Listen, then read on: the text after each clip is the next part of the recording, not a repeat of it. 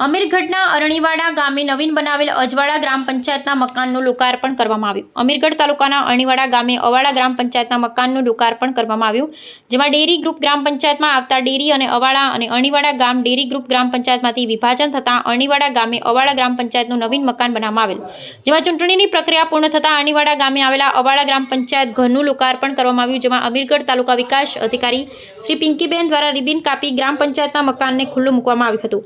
ત્યારે આ પ્રસંગે અમીરગઢ મામલતદાર કટારિયા સાહેબ તેમજ અમીરગઢ તાલુકા વિકાસ અધિકારી પિંકીબેન તેમજ તાલુકા એપીઓ મનરેગા શૈલેષભાઈ પટેલ તથા અરણીવાડા અવાડા ગ્રામ પંચાયતના નવીન સરપંચ ભરતભાઈ આર વાઘડિયા તેમજ ડેરી ગ્રામ પંચાયતના સરપંચ ભાણાભાઈ તેમજ તલાટીકમ મંત્રીઓ નૈતિકભાઈ તેમજ સુરેશભાઈ પટેલ તેમજ અવાડા ગ્રામ પંચાયતના એસએમસીના સભ્ય પટેલ પ્રવીણભાઈ તેમજ બાબુભાઈ રબારી તેમજ તથા નીતિશકુમાર તેમજ અવાડા ગ્રામ પંચાયતનું મકાન બનાવવા માટે ફાળવેલ જમીનના દાતા શ્રી અમરતભાઈ મોહનભાઈ તેમજ પટેલ દિનેશભાઈ ભાઈચંદભાઈ તેમજ અરણીવાડા અને અવાડા ગામના આગેવાનો અને બહેનો મોટી સંખ્યામાં ઉપસ્થિત રહ્યા હતા।